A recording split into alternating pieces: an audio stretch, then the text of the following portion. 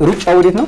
ብር ያለው 4 ኪሎ። ለዛ ነው ከባህር ዳር ተነስቶ ወደ 4 ኪሎ ለማምጣት ስንት ጦርነት የሚያደርገው። ከመቀሌ ተነስቶ ወደ ከጅማ ከጫካ እየተነሳ ወደ 4 ኪሎ የሚንደረደረው ባለስልጣን ቤተሰብ ካለ ወይ ሚኒስትር ቦታ ካለ አለቀ በቃ ያልፍልሃል አንተ ማለት ነው። ይሄ የብሔር ፖለቲካ በጣም አደገኛ ወጥመድ ነው ለዜጎች ማለት ነው። ለገዢዎች ደግሞ በጣም ነው የሚመቻቸው። አንተ ስትከፋፈል፣ አንተ በብሔር ምናምን ስትቧደን ምናምን ወደ ጦርነት እርስ በራስ ስትገዳደል ምናምን እነሱ ዘና ብለው ነው የሚያደርጉት። ትግራይ አደይ እያልክ ካዘፈንክ ካልቀሰቀስከው አይነሳም፣ ወደ ትግል አይገባም። ስለዚህ ለትግል ነው የተጠቀምንበት እንጂ ትግራይ ማሰባሰቢያ ማለት ነው። ማሰባሰቢያ። እሺ በብሔር ጥያቄ ይዛችሁ ስትወጡ ምን ነበረ ችግሩ ብለን ነበረ የጠየቅኳቸው ለነሱ እና ችግሩ ምን እንደሚለው በትግርኛ መጻፍ አይቻልም ነበረ ነው የሚሉት። ግን የሚገርምህ አብዛኛው አዲስ አበባ ዩኒቨርሲቲ የነበሩ የትግራይ ተወላጆች ናቸው።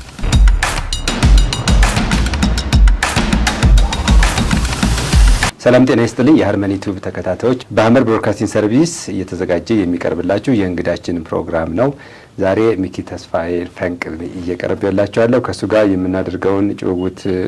የምናደርገውን ውይይት እንድትከታተሉ ጋብዛችኋለሁ። እንኳን ስለመጣህ።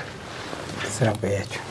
እሺ ሚኪ አመሰግናለሁ ወደ ስቱዲዮአችን ስለመጣህ። እንግዲህ በኢትዮጵያ ፖለቲካ ዙሪያ ከትግራይ ካሉ አዲስ የፖለቲካ ኃይሎች ውስጥ አንዱ አንተን ነው የምናውቀው። ሌሎቹ በጣም ነባር ፖለቲከኞች ናቸውና እስቲ የኢትዮጵያን ፖለቲካ እንዴት እንደምታየው ከትግራይም ፐርስፔክቲቭ እናነሳለን። እንደመነሻ ያንተ የፖለቲካ ተሳትፎ በምን ይገለጣል? በምን አይነት አደረጃጀት ውስጥ ነው ያለው? ፈንቅል ውስጥ እንዳለ እናውቃለን። ፈንቅል ራሱ ምንድነው አሁን ያለበትስ እንቅስቃሴ? አመሰግናለሁ መጀመሪያ እድል ስለሰጣችሁኝ። ያው መነሻ እንትን እንዳልከው ብዙ የትግራይ ወጣቶች አሉ፣ ግን ሰፊ ሽፋን የላቸውም ማለት ይቻላል። ማለት አብዛኛው የትግራይ ፖለቲከኞች ወይ ደግሞ በኢትዮጵያ ውስጥ ታቅፈው ለውጥ ለማምጣት ትግል የሚያደርጉ ከፍተኛ እንትን የሚዲያ እጥረት ያለበት አካባቢ ነው በትግራይ ውስጥ ስንሄድ ማለት ነው። ስለዚህ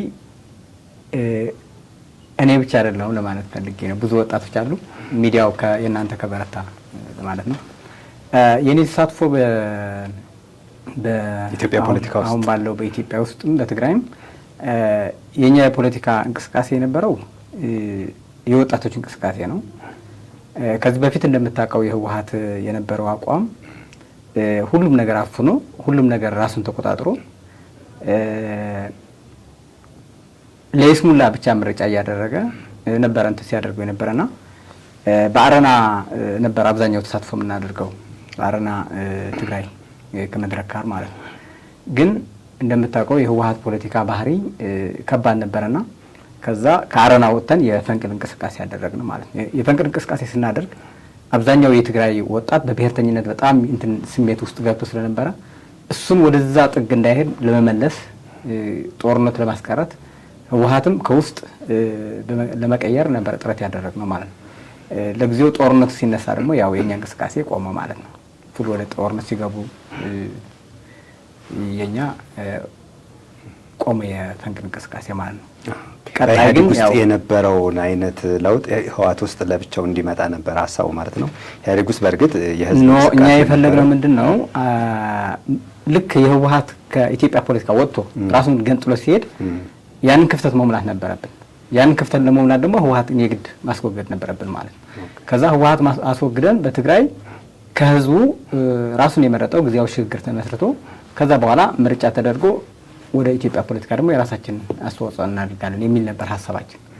ግን ጦርነት ቀደመን። እኛ የወጣቶች እንቅስቃሴ ልክ እንደ ቄሮ እንደ ፋኖ የነበረው መጀመሪያ 2010 አካባቢ የነበረው ኢህአዴግን ወደ ብልጽግና ያሸጋገረው ማለት ነው። እንደዛ አይነት ነበር የፈለግነው እኛ።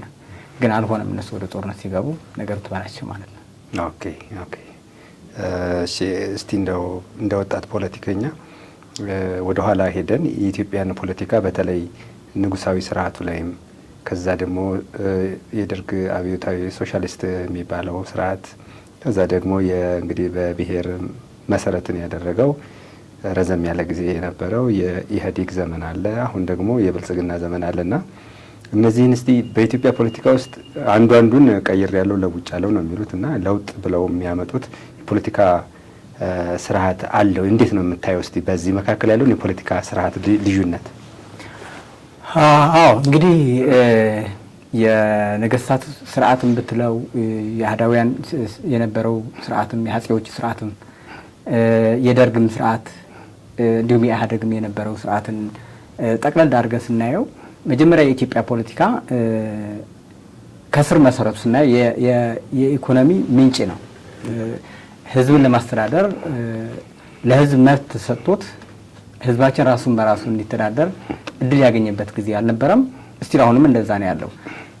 የኢትዮጵያ ፖለቲካ ደግሞ የኢኮኖሚ ምንጭ እስከሆነ ድረስ ሁሉም ወደ ያንን ኢኮኖሚ ለመጠቀም ያው ስልጣኑ መያዝ አለበት ማለት ነው እና ኢኮኖሚው ግን ይለያይ ነበር። ያኔ በነገስታቶች ምንድነው የሚጠቀሙት? የመሬት በራሳቸው ቁጥጥር አድርገው ነበረ ሲጠቀሙ የነበሩ ማለት ነው። እንግዲህ ያኔ አሁን እንዳለው የኢኮኖሚ እንቅስቃሴ አልነበረም። በወቅቱ የነገስታቶች የነበረው ስርዓት በየአውራጃው ወይም ደግሞ አሁን ባለው ክልል አጠራር ወይም ደግሞ በወቅቱ በነበረው ጠቅላይ ግዛት ክፍለ ሀገር እየተባለ በሚጠራበት ዘመን የነበሩ የክፍለ ሀገር ነገስታቶች ወይም ደግሞ የሀገሪቷ የነበሩ ባለስልጣኖች በሙሉ ገዢ ተብለው ነበር የሚጠሩ። የአንድ አካባቢ ለምሳሌ አሁን የጎንደር ገዢ ከተባለ እሱ ነው እንደፈለገ የሚያደርገው። የትግራይ ገዢ ከተባለም እንደዛ፣ የጅማ ልክ እንደዛ የራሳቸው ይጠራሉ። ከዛ መሬቱ ነው በራሳቸው ቁጥጥር የሚያደርጉት። ለምንድን ነው ታዲያ አህዳዊ ተብሎ የሚጠራው? እንደዛ አይነት የአስተዳደር ዲሴንትራላይዜሽን ያልተማከለ አስተዳደር ካለ የተሻለ ነጻነት ከነበራቸው በአካባቢያቸው የሚወስኑ ከነበረ አሁን ከህዝቡ አይደለም ምንጩ። አሁን ለምሳሌ የራስ ገዢ የነበሩ አሁን ገዢዎቹ ከስራቸው ሆነው ግን ለምሳሌ ከላይ ወደ ታች ነው ፍሰቱ ስልጣኑ እንደምታውቀው። አሁን ለምሳሌ አንድ ንጉስ ሲሾም ከላይ ከዛ እሱን ተክተው ሊያገለግሉ የሚችል ነው የንጉሱ መርህ ይዘው ይከተላሉ፣ ወደ ታች ይወርዳሉ ማለት ነው። ሲወርዱ ግን ያን ገዢ ሆኖ ነው የአንድ ማህበረሰቡ አሳትፈው ምናምን ሳይሆን የቤተሰብ ስርዓት ነው የነበረው ያኔ።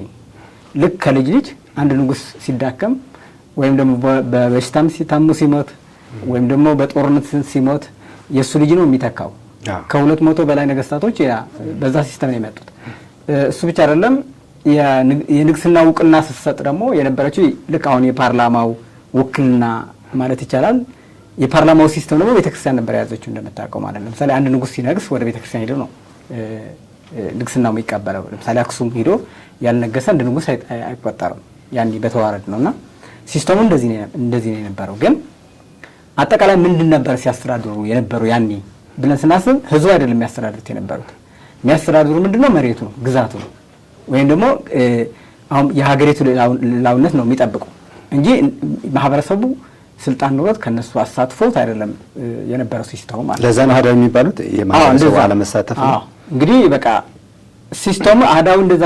በነገራችን ላይ አህዳዊ ሲስተም እንደዛ አይደለም፣ አሁን አንተ እንደምትለው አይደለም። ግን ማህበረሰብን ያገለለ ስልጣኑ የአፄዎች ሆኖ ከልጅ ልጅ ነው የሚወራረሰው ስልጣን፣ የስልጣን ሲስተም ማለት ነው።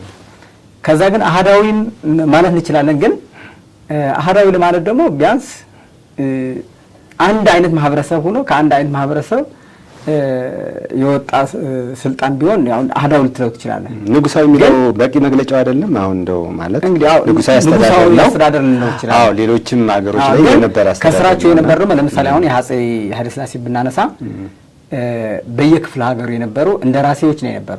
ለምሳሌ አሁን ለጎንደር የሸዋ ሲሾሙ እንደራሴ ብለው ነበር የሚሾሟቸው።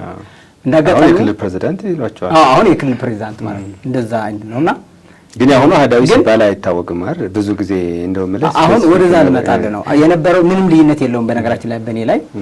አሁን ያኔ መሬት ነበረ በግዛት የሚያስተዳድሩት እንጂ ህዝቡ አሳትፈው የህዝብ ተሳትፎ ኑሮት ህዝቡ ደግሞ የመሬት ባለቤት ሆኖ እኩል አይደለም ተሳትፏቸው የነበረው። ስርዓቱ ሙሉ የግዛት ጠቅላላ ይሰጠዋል። ለምሳሌ የንጉስ ሙሉ የኢትዮጵያ መሬት ይቆጣጠራል። እሱን የሚታዘዙ ደግሞ እንደገና እየከፋፈለ ይሰጣቸዋል ማለት ነው።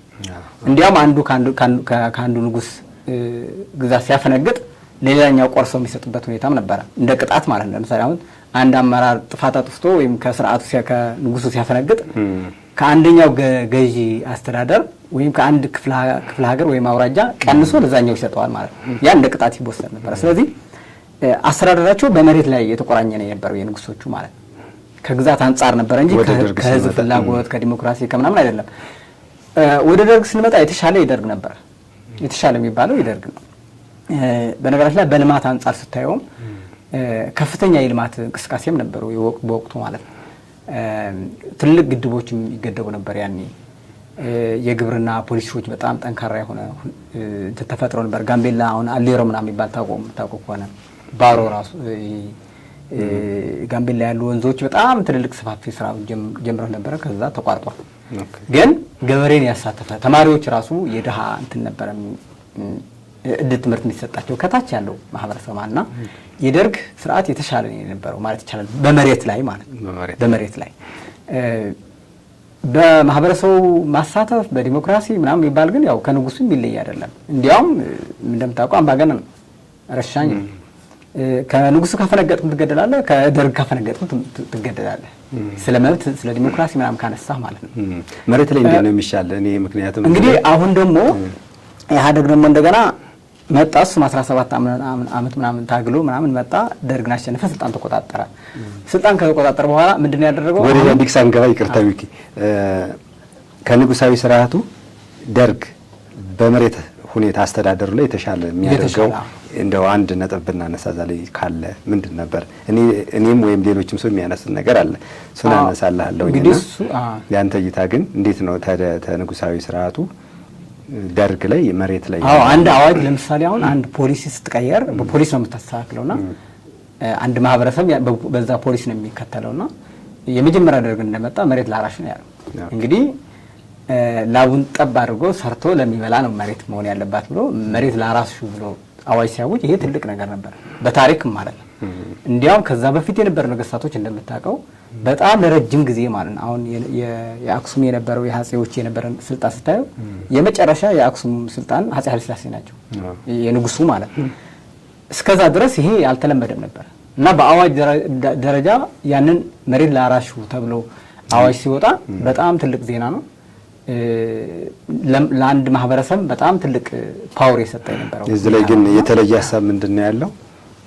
መሬት ላራሹ ልክ ነው፣ በደርግ የሚታወቅ የተማሪዎች እንቅስቃሴ ነው። ኋላም አዋጁ በመንግስት እንግዲህ ደርግ ስልጣን ሲይዝ ያወጀው ነው። ግን ደርግ እንደውም መሬቱን ተነሳው ጉልበቱ ወሰደው። እኔም እንደዛ ብዬ ነው ማምነው። መሬት ልክ ነው በቂሰኛ በባላባት በርስት ጉልት ስርዓት በንጉሳዊ ስርዓት ተይዞ ነበር። ሌሎች አውሮፓ ሀገሮችም ንጉሳዊ ስርዓት እንደሚከተሉት ደርግ ሲመጣ ያንን መሬት ለቂሰኛው እንዲከፋፈል አደረገ የሚል እሳቤ ነው አሁን መሬት ላራሹ። ግን ደግሞ በኋላ የደርግ አምራች የሚባል የማህበረሰብ መዋቅር ይዞ ነበር። ያ መዋቅር ምንድነው ያደረገው? የግል መሬትን አይኖርህም፣ እንደውም ጉልበትህም ለመንግስት ነው፣ መሬቱም የመንግስት ነው የምትለው አንዳች ነገር የለ። በየወሩ ቀለብ ይሰፈርልሃል ማለት 100% እያንዳንዱ የኢትዮጵያ ግዛት ውስጥ ይሄ ላይ ተገብር ይችላል። ግን አብዛኛው የኢትዮጵያ ክፍል በደርግ ስርዓት ጊዜ የነበረው አርሶ አደሩ ሲሰራ ውሎ ወደ ቤቱ ነው የሚሄደው። በወር ቀለቡ ተመንግስት ተለክቶ እንደውም ነጥብ እየተያዘለት የሰዓት የምን ይሄ ስርዓት ነበርና መሬቱን ተነጉልበቱ ወሰደው ለሚሉ ሰዎች ምን አይነት እንደዛ አይደለም። አብዛኛው በኢትዮጵያ ሰፋፊ መሬቶች ከይዞታው ውጭ በጣም ሰፊ መሬት እስካሁንም አሉ። በጣም ሰፊ መሬት ከመንግስት ውጭ የሆኑ ማለት ከዜጋ ውጭ የሆኑ አሁን ለምሳሌ አንድ ገበሬ የራሱ መሬት ነበረው፣ እሱን ለራሱ ነው የተሰጠው። ከዛ ቀጥሎ ግን ያልኩ አሁን ለምሳሌ በጋምቤላ ሰፋፊ እርሻዎች፣ በደቡብ ትልቅ ቦታዎች አሉ የመንግስት መካናይዝድ እርሻ በመንግስት ልክ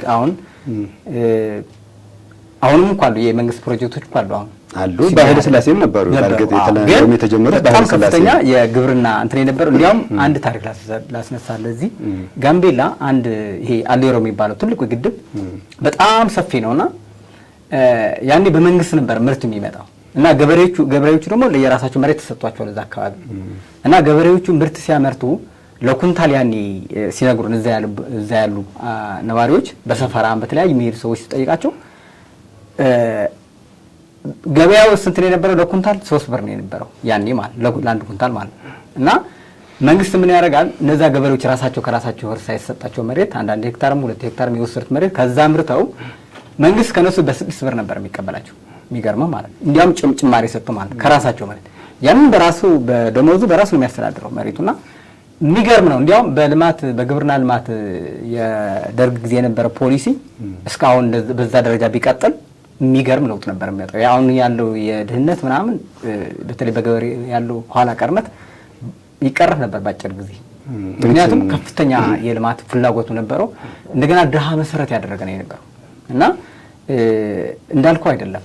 አሁን በትግራይ ውስጥም ተመሳሳይ ነው። በነገራችን ላይ ብዙ እነዛ የአውራጃ ነጋሽ እንትን አስተዳዳሪዎች መሬታቸው ተቀንሶ ለገበሬ የተላለፈው እና የግል መሬት የራሳቸው ይዞታ አይደለም እንደዛ ያደረገው። እሱ እንደፈለክ ነው የምታደርገው። የመንግስት አካባቢው ካልተለየ በቀር አሁን በእኛ አካባቢ እኔ ህፃን በሆንም ያኔ ባልደርስም ምንድነው ቤተሰቦቻችን በደንብ የሚነግሩን ነገር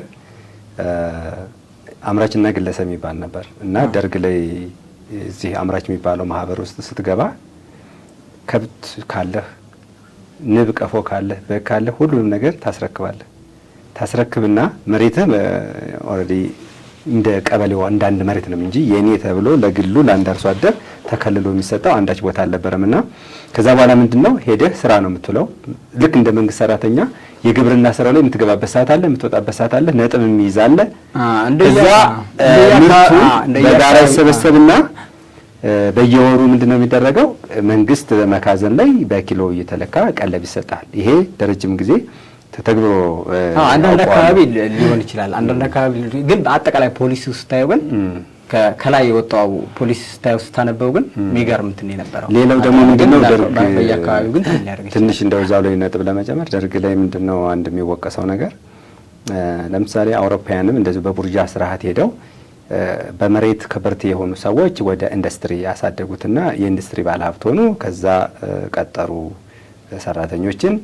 አርሶ አደሩ ለይዞት የነበረው የተበታተነው መሬት በመካናይዝድ ለሚያርሱ በኢንቨስትመንት ለሚያርሱ ሰዎች መሬቱ ተሰበሰበ። በሂደት ቀስ እያለ ወደዛ ሄዱ፣ ሽፍት አደረጉ ቀስ ብለው። እኛ ጋር ግን በኃይለ ሥላሴ ጊዜ በቂሰኛ የተያዘው መሬት የታረሰው ሲታሰብ አሁን እንኳ መታረስ ከሚችለው ምን ያህል መሬት እንደታረሰ የግብርናና የገጠር ልማት አካባቢ ላይ መረጃ ያላቸው ሰዎች ሲናገሩ ገና ነው አላረስ ነው ማረስ የሚገባው መሬት ነው የሚባለውና መሬት እንደጠበበንና ርስት ጉልት ላይ የነበራቸው ሰዎች እንደ ሁሉን የአገሪትን መሬት እንደያዙት ሁሉ እነሱ ያለሙትን ያሳረሱትን መሬት ልክ ያሁን የቀበሌ ቤት የሚባሉት አለ አይደል? እነሱ ሁሉ ተከተማ ያለሙትን በዛ ሀብት የሰበሰቡትን ለድሃ ተበተነና ተካፈለ። እንዲወርሱት ተደረገ። እንደወርስ መንግስት ወርሶ ለድሆች ሰጣቸው። ከዛ ምን ሆነ? ትንሽ ሀብት ካፒታል ይዘው የነበሩ ሰዎች ወደ ድህነት እንዲመለሱ ተደረገ። እነዚህ ሰዎች በሌላው ዓለም ምንድነው የሚሆነው? ካፒታሊስት ነው የሆኑ። ሀብቱን ያገኙበት መንገድ የሆነ ስርዓት ፈቅዶላቸው ነው እንጂ ትክክል ላይሆን ይችላል። ግን እነሱን ወደ ድህነት ሳይመልሱ እነሱ ወደ ሌላ ኢኮኖሚ ሽፍት አደረጉ። መሬቱን በሜካናይዜሽን እርሻ ወደ ሌላ። ደርግ ላይ ግን ተንጉሳዊ ስርዓቱ ሲመጣ ንጉሳዊ ስርዓቱ ላይ ሀብት ፈጥረው የነበሩ ሰዎች እዛ መንገድ በመወረሳቸው ከተማ የሰሩት ቤት በመወረሱ መሬትን አልምተውት የነበረው ለአርሶ አደሩ እንዲከፋፈል በመደረጉ ሁሉም እኩል ድሃ እንዲሆን ተደርጓል። ወደ ኋላ መልሶታል የሀገሪትን የኢንዱስትሪያላይዜሽን የሚል አርጊውመንት ያላቸው ሰዎች አሉ። እንደውም እንደ ሴራ የሚወስዱት አሉ። አይዞህ ይሄንን ያመጡታል፣ በተለያየ ምክንያት ያመጣል። ግን አሁን መጀመሪያ ይሄ የሚከተለው ሲስተሙ ነው፣ ሶሻሊስት ነው የሚከተለው።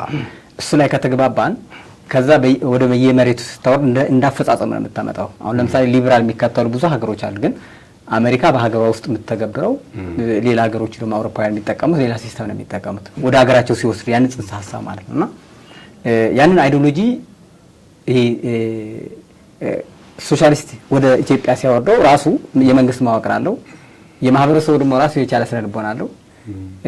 እንግዲህ ከማህበረሰቡ ወደ ማህበረሰብ ስታወርደው ሰፊው የትኛው ማህበረሰብ ነው መጠቀም የነበረበት የሚል ነው። አሁን ለምሳሌ በገበሬ ነው ያነሳን። በደርግ ጊዜ ስለ መሬት ብቻ ስላነሳን ነው እንጂ ብዙ የደርግ ክፍተቶች እኮ አሉ። በጣም ብዙ ነገሮች አሉ። ግን እንዲያውም የካፒታል ገደብ እኮ ነበረው። ከ500,000 በላይ እኮ መያዝ አትችልም። ያንን በአይዲዮሎጂ ስርዓቱ ገደቡ ያመጣው ሲስተም ነውና ግን አጠቃላይ የደርግ የነበረው እሳቤ ግን ምንድነው ነው መሰረቱ ከትምህርት ጀምሮ ጭምር ነው። ወደ ውጭ ወደ ትምህርት ሲላክ የነበረው የድሃ ገበሬ ልጆች ተፈልገው ነበር ወደ ትምህርት የሚሄዱት። አሁን ያለው ሌላ ነው።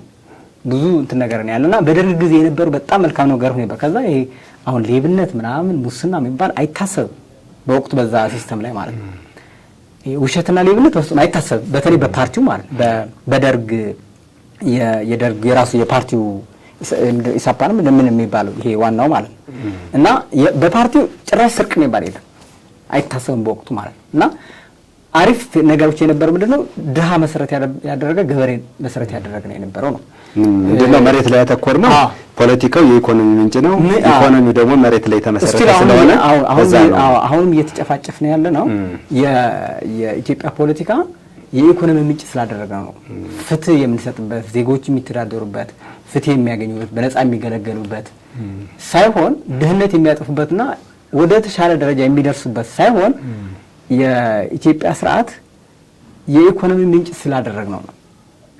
አሁን ለምሳሌ ባለስልጣን ቤተሰብ ካለ ወይ ሚኒስትር ቦታ ካለ አለቀ በቃ ያልፍልሃል አንተ ማለት ነው።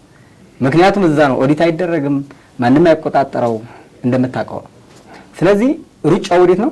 ብር ያስያያሉ 4 ኪሎ። ለዛ ነው ከባህር ዳር ተነስቶ ወደ 4 ኪሎ ለማምጣት ስንት ጦርነት የሚያደርገው። ከመቀሌ ተነስቶ ወደ ከጅማ ከጫካ እየተነሳው ወደ 4 ኪሎ የሚንደረደረው ምንጭ የኢኮኖሚ ምንጭ ስልጣኑ ስላደረግ ነው እንጂ ስልጣኑ የህዝብ መገልገያ ብናደርገው ኑሮ አንድ ሰው ወደ ጦርነት አይሄድም። ምክንያቱም ብሩ የት ነው ያለው? መሬት ላይ ነው ያለው፣ ወይም እርሻ ቦታ ላይ ነው ያለው፣ ወይም ማዕድን ቦታ ላይ ነው ያለው፣ ወይም ትምህርት ቤት ላይ ነው ያለው፣ ወይም ጤና ሰርታ ነው ያለው፣ ሌላ ቦታ ነው ያለው ኢኮኖሚው ማለት ነው። ግን አሁን እንደምታውቀው የስርዓቱ የምንገለገልበት ራሳችን መኪና የምንገዛበት ፎቅ የምንሰራበት ስለሆነ ነው። እስቲ ኢህአዴግን ባጭሩ እንየውና ወደ እንግዲህ በመሬት ላይ ስናየው ቅድም የደርግ ነው የተሻለ ብያለሁ። ወደ ኢህአዴግ ስንመጣ ደግሞ እንዲያውም ደርግ የመለሰው ጥያቄ ነው እንደገና ኢህአዴግ መጥቶ የቀማን ብዬ ነው የማስበው እኔ። ምክንያቱም መሬት ሙሉ በሙሉ የመንግስትና የህዝብ ነው ያለው ኢህአዴግ መጥቶ ማለት የመንግስትና የህዝብ ማለት ምን ማለት ነው? ይሄ ህዝብ የሚለው ምናብ ነው ማለት የምትቆጣጠረው አይደለም። ዝም ብሎ ሀሳብ ነው እንጂ በአካል አታገኘውም። በአካል አታገኘውም። መንግስት ግን አካል አለው። ከቀበሌ ጀምሮ እስከ ክልል እስከ ወረዳ እስከ ዞን እያለ እንደዛ እያለ ይሄዳል። አሁን ህዝብ የሚለው ለምሳሌ እዚህ ይህን ቤት ራሱ መንግስት ቢፈልገው የመንግስትና የህዝብ ነው። አሁን አንተ ምንድነው የሚለው እዚህ ቀበሌ ስላለ የዚህ ህዝብ ተጠቃሚ እንዲሆን ነው ይሄ ቦታ የሁለታችን ነው ይላልና ልክ ወደ አንተ ሲመጣ ይህን ቤት ያንተ እያለ መጥቶ ምንድነው የሚያደርግ? ለልማት ተነስ ነው የሚል። ከዛ ለምን ስትለው መንግስትና ህዝብ ለልማት ይፈልጉታል ይላል።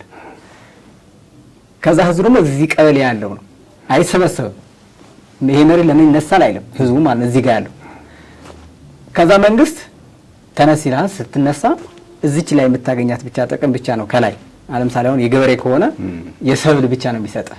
መሬቱ የማን ነው? የህዝብና የመንግስት ይላል። ከዛ መጨረሻ ላይ ህዝብ የሚለው የለም። ከዛ መንግስት መጥቶ መሬት የመንግስት ነው ብሎ ይወስደዋል ማለት ነው።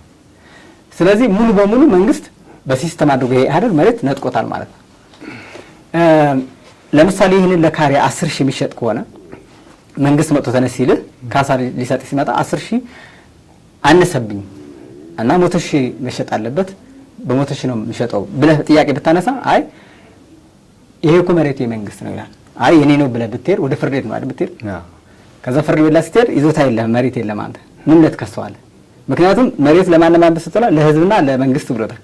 አሁን አንተ አነሰብኝ ብለህ ወደ ፍርድ ቤት መሄድ አትችልም። አንድ በአካል ላለና በአካል ለአካል ተሰጥቷል። በአካል ያለው መጥቶ ሰነሳው አንተ ልክ ስትሄድ ወደ ፍርድ ቤት ስትሄድ ይሄ መሬት የኔ ነው ስትለው ወደ ፍርድ ሄደህ እንኳን ማጥቃት አትችልም። መንግስት ለምሳሌ መክሰስ አትችልም።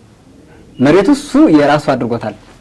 ስለዚህ አሁን በየገበሬው መፈናቀል ላይ ያለው በተለይ ይሄ በሊዝ ምናምን እያለ ከገበሬው እየነጠቀ የሚያመጣ በ2 ብር 3 ወር ነው የሚያመጣው። በተለይ ወረዳዎች ማንም አይቆጣጠራቸው።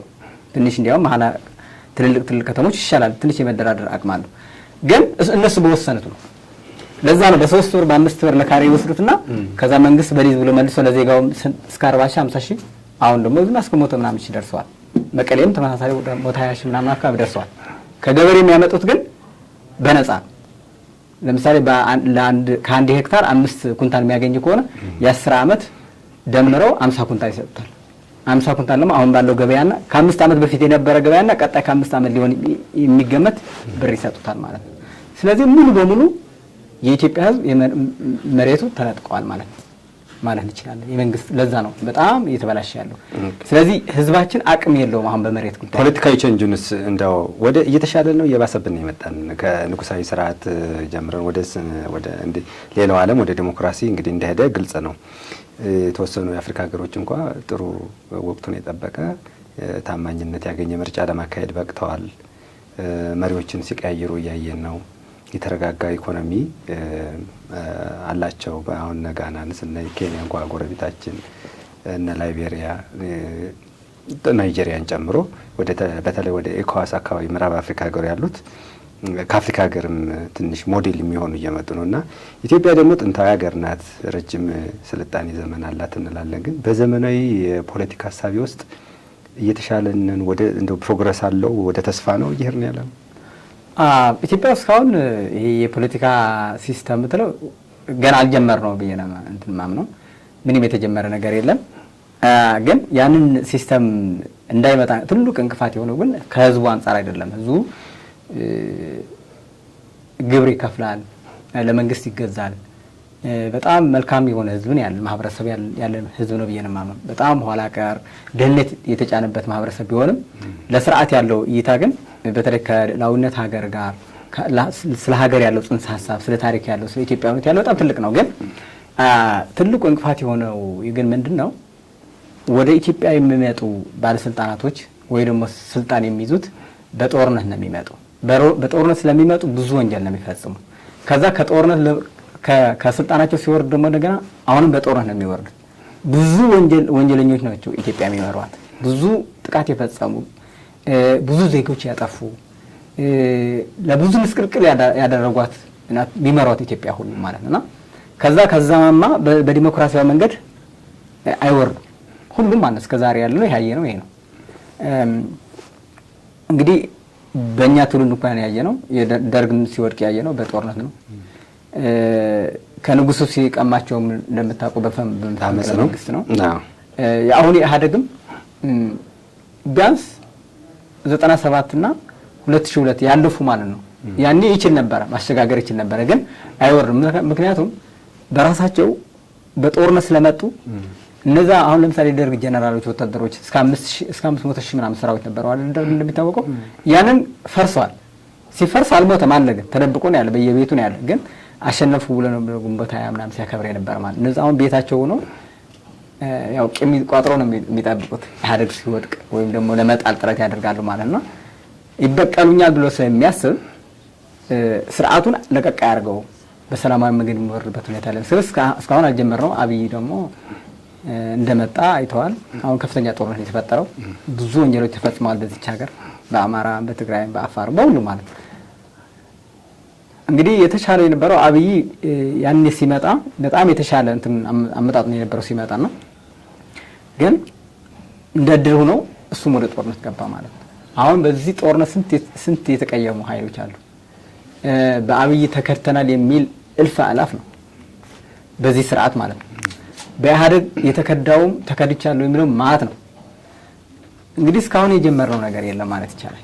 ወደ ስርዓት የምንገነባበት መንገድ አልጀመርነው። ምክንያቱም ዋናው ኃላፊነቱ ማን ጋር ነው ያለው? ስልጣን ላይ የሚቀመጠው ኃይል ነው። የሱ ኃላፊነት ነው። በሱ መልካምነት ፍቃድ ነው። የብሔር ፖለቲካ ያስገኘልን ነገር ካለም እና ያጣንበትን ነገር እስቲ ነው በተለይ ረዘም የኛ በቃ ዘመን ማለት የልጅነታችንም አሁንም ያለነው እድሜ እኛ በደንብ ኖረን የምናውቀው የብሔር ፖለቲካ ነው።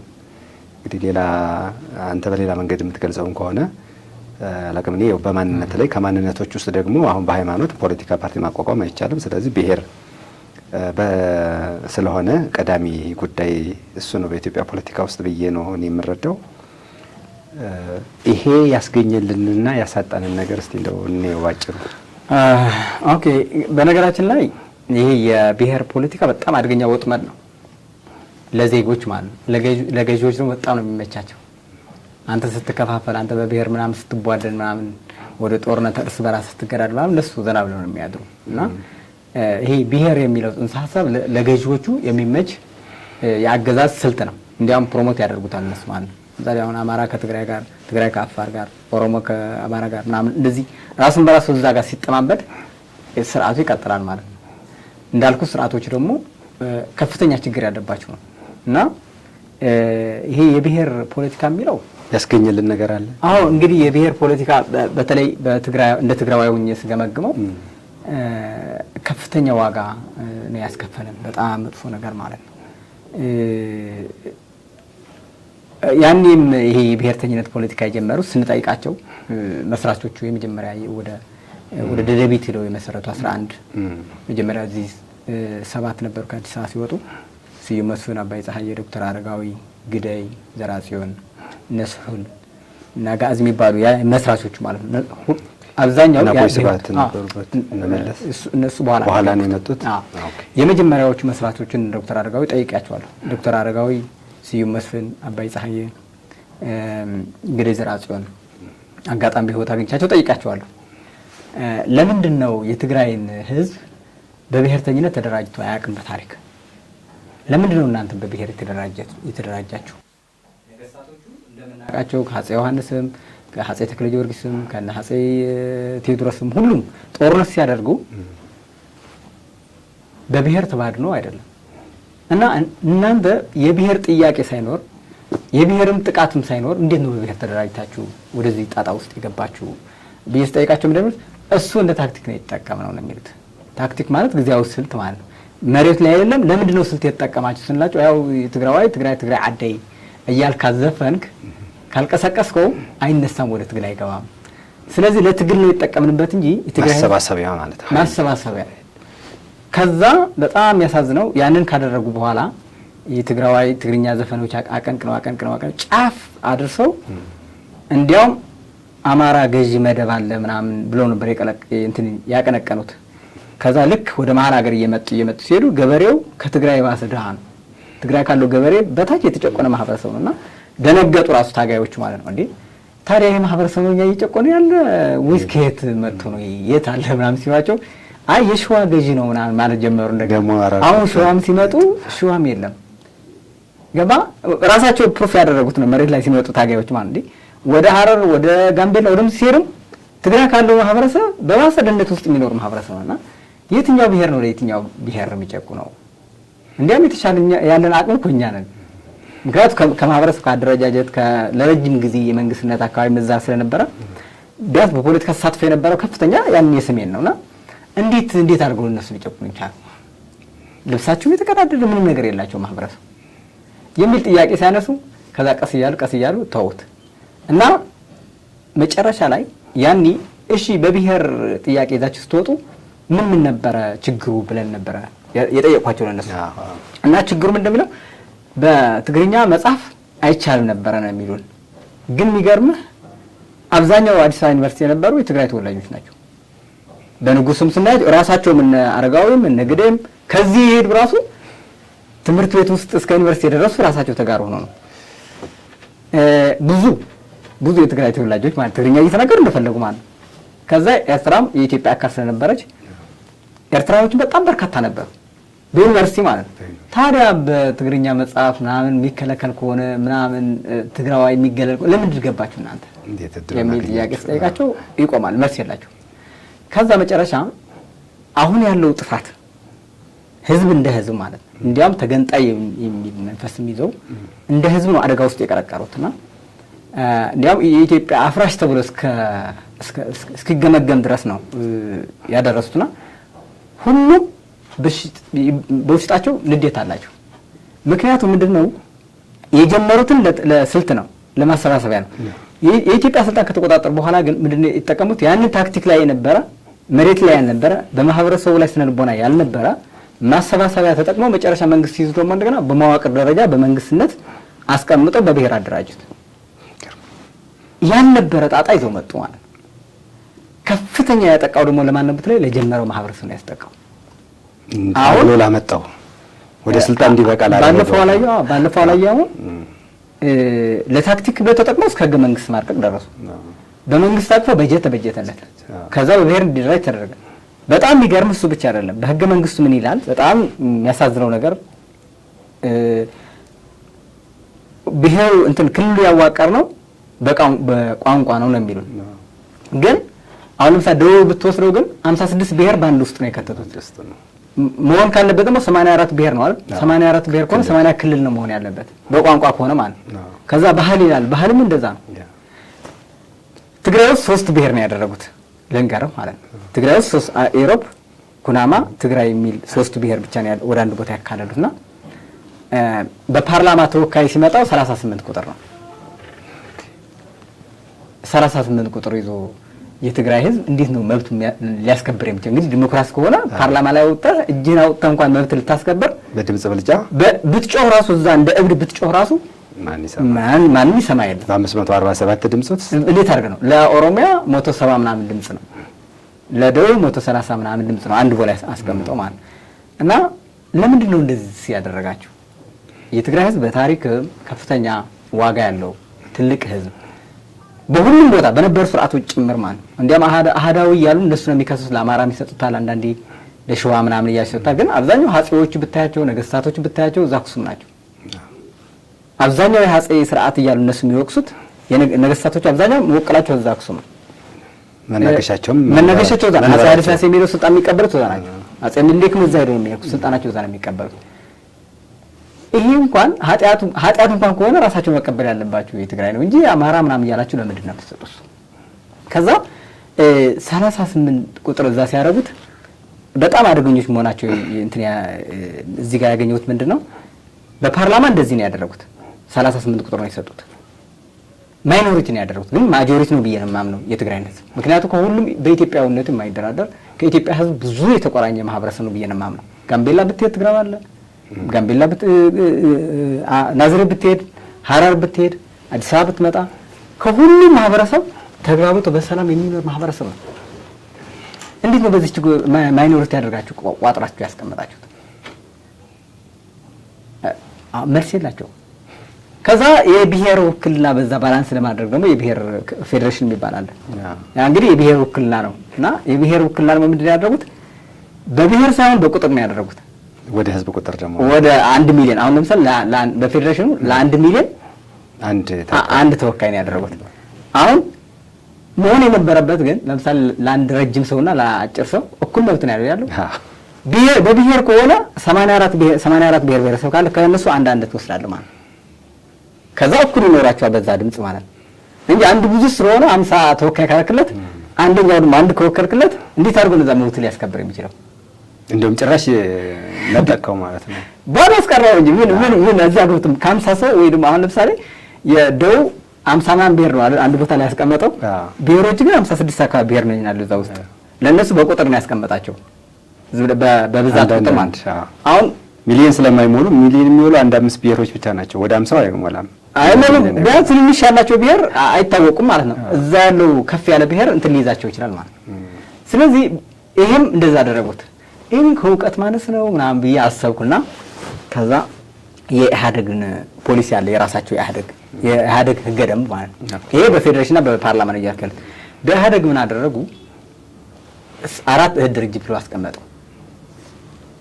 4 እህት ድርጅት 7 ደግሞ አጋር ብሎ አስቀመጡ።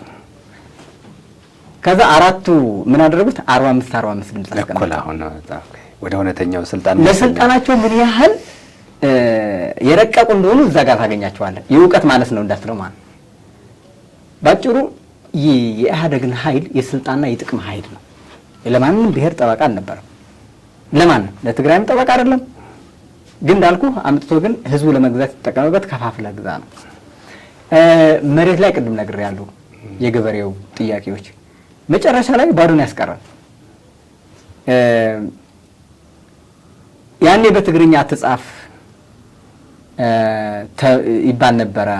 ወደ ፍርድ ቤት ሲደርስ ማመልከቻ ለመጻፍ ትርጉም እንድትተረጉም ትገደድ ነበረ ብለው ነው ያቀረቡ ምክንያት የሚያቀርቡ። አሁንስ ምን ላይ ደረስ?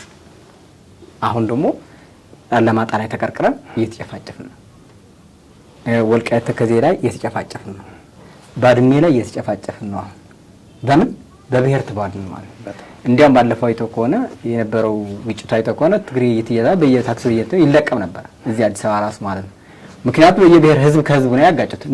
ህወሓትም ህዝባዊ ትግል ነው አለው፣ ይሄ ደግሞ ህዝባዊ ነው አለው። ከዛ ህዝብ ለህዝብ ማለት ያልነበረ ጣጣ በትግራይ ህዝብ ታስቦ የማይታወቅ ችግር ነው ፈልፍሎ አውጥቶ ለማስወጣት ውስጥ የብሔር ፖለቲካ እንዳይቀየር እንደውም እንዳንድ ያለውን የብሔር ፖለቲካ እንዲቀጥል እንደ እንቅፋት ይወሰዳል አይደል? ትግራይ ዙሪያ አሁን እንደዛ እንዲታሰብ ተደርጓል። እንግዲህ ገብቶ ጥናት የጠና የለምና ግን ስታስበው እንዳልከው ያሳደግከው ነብር ነው የሚባለው መልሶ ይበላሃል አይነት ነገር አለው። ተንከባክቦ በትግል ደረጃ ያሉታች ያሉ ወታደሮች ያ ገብቷቸው ላይሆን ይችላል። ላይ እንዳሉ ሰዎች በታክቲክ ነው በዚህ ነው ማሰባሰቢያ ነው የሚሉትን ነገር የሚያዋጉት ኃይሎች ነው የሚያውቁት። ታች ያለው ደግሞ የእውነት ብሎ ነው እየሞተለት የመጣው። ክስታስበው ያ ያዋለደው ስርዓት መልሶ ደግሞ ከሁሉም በባሰ አንተ እንዳልከው ከሁሉም በባሰ ገፈቱን ቀማሽ አደረገው። አሁንም ቢሆን የብሔር ፖለቲካ የሰለጠነ ፖለቲካ እንዳልሆነ የታወቀ ነው። ከዚህ አይነት ወደ ሀሳብ ፖለቲካ እንዳይከድ የትግራይ ማህበረሰብ ምን በለው የትግራይ ኤሊት እንደ እንቅፋት ይወሰዳል። ለምሳሌ ህገ መንግስት ይሻሻል ተብሎ እንኳን ሲነሳ ልክ እንደ እንቅፋት የሚወሰደው ወይም አይስማሙም ተብሎ የሚታሰበው ከወደዛ ነውና ግን ይሄ በቃ የሚባልበት ጊዜ አይደለም ማለት እንደውም ኢትዮጵያዊነትን ማቀንቀን የሀሳብ ፖለቲካ እንዲመጣ የብሔር ፖለቲካ በቃን ድንበራችን ሞያሌ ድረስ ነው፣ ድንበራችን ቶጎሱ ጫሌ ድረስ ነው፣ ጋምቤላ ጫፍ ድረስ ነው፣ ሙሉ የምንሞትባት ኢትዮጵያ ነው ክልላችን የሚል ሀሳብ የሚቀነቀንበት ጊዜ አይደለም። በተለይ ለትግራይ ወጣቶችና ህዝብ